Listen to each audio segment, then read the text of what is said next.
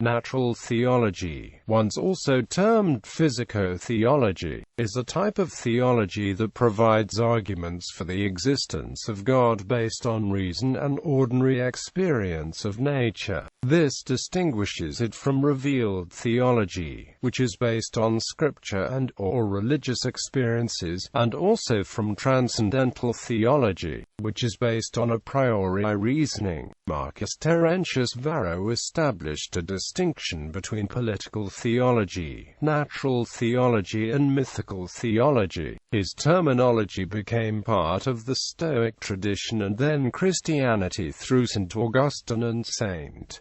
Thomas Aquinas.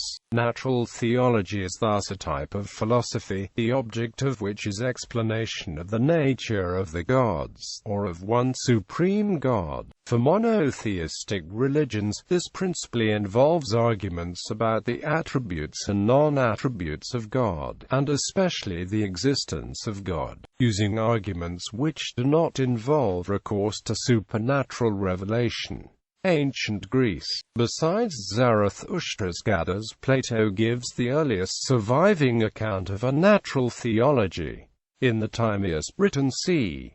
360 BC, we read, "We must first investigate concerning that primary question which has to be investigated at the outset in every case, namely, whether it has always existed, having no beginning at generation, or whether it has come into existence, having begun from some beginning." Quote, in the Laws, in answer to the question as to what arguments justify faith in the gods, Plato affirms, one is our dogma about the soul. The other is our dogma concerning the ordering of the motion of the stars. Ancient Rome. Marcus Terentius Varro in his Antiquitates Rerum Humanarum Divinorum established a distinction between three kinds of theology: civil, natural and mythical. The theologians of civil theology are the people asking how the gods relate to daily life and the state. The theologians of natural theology are the philosophers, asking about the nature of the gods. And the theologians of mythical theology are the poets, crafting mythology.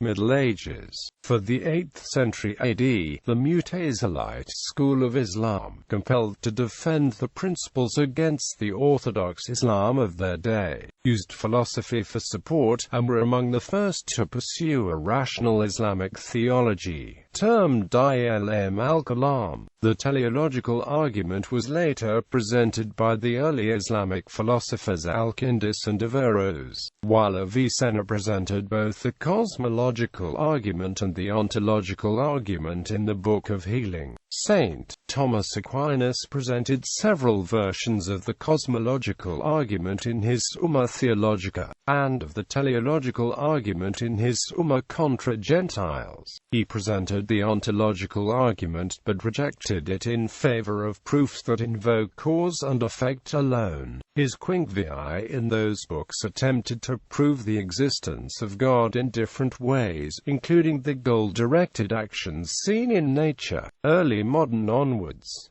John Ray, also known as John Ray, was an English naturalist, sometimes referred to as the father of English natural history. He published important works on plants, animals, and natural theology, with the objective to illustrate the glory of God in the knowledge of the works of nature and creation. William Durham continued Ray's tradition of natural theology in two of his own works, Physico-theology, published during 1713, and Astrotheology, 1714. These later influenced the work of William Paley. In an essay on the principle of population, published during 1798, Thomas Malthus ended with 2 chapters on natural theology and population. Malthus, a devout Christian, argued that revelation would damp the soaring wings of intellect, and thus never let the difficulties and doubts of parts of the scripture interfere with his work.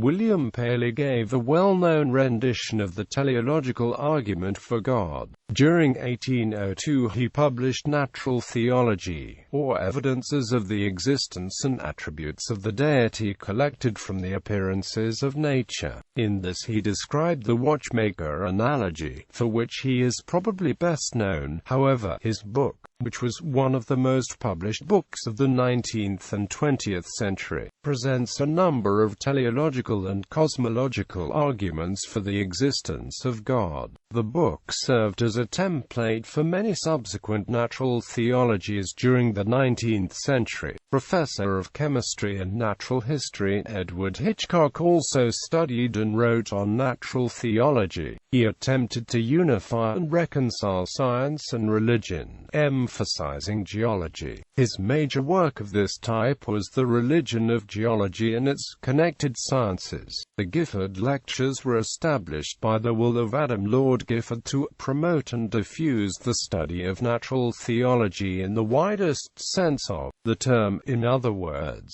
the knowledge of God. The term natural theology as used by Gifford means theology supported by science and not dependent on the miraculous. The Bridgewater Treatises. Debates over the applicability of teleology to scientific questions continued during the 19th century, as Paley's argument about design conflicted with radical new theories on the transmutation of species. In order to support the scientific ideas of the time, which explored the natural world within Paley's framework of a divine designer, Francis Henry Egerton, Earl of Bridgewater, a gentleman naturalist, commissioned 8 Bridgewater treatises upon his deathbed to explore the power, wisdom, and goodness of God, as manifested in the creation. Quote, they were published first during the years 1833 to 1840, and afterwards in Bond's Scientific Library.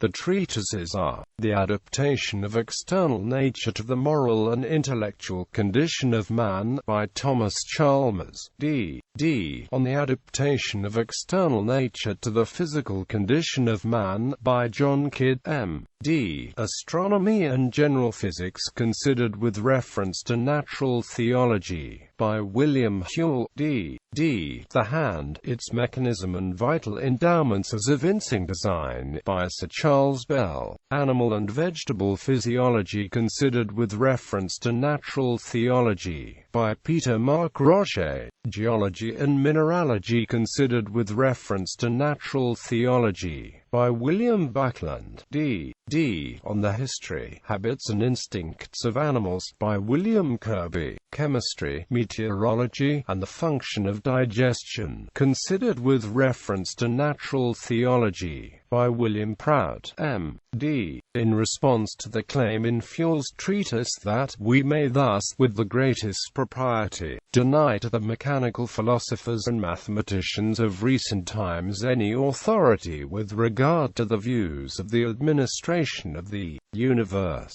Charles Babbage published what he termed the 9th Bridgewater Treatise. A fragment, his preface states, this volume was not part of that series, but rather his own considerations of the subject. He draws on his own work on calculating engines to consider God as a divine programmer setting complex laws as the basis of what we think of as miracles, rather than miraculously producing new species by creative whim. There was also a fragmentary supplement to this, published posthumously by Thomas Hill. The theology of the Bridgewater Treatises was often disputed, given that it assumed humans could have knowledge of God acquired by observation and reasoning without the aid of revealed knowledge. The works are of unequal merit. Several of them were esteemed as apologetic literature, but they attracted considerable criticism. One notable critic of the Bridgewater Treatises was Edgar Allan Poe, who wrote criticism. Robert Knox,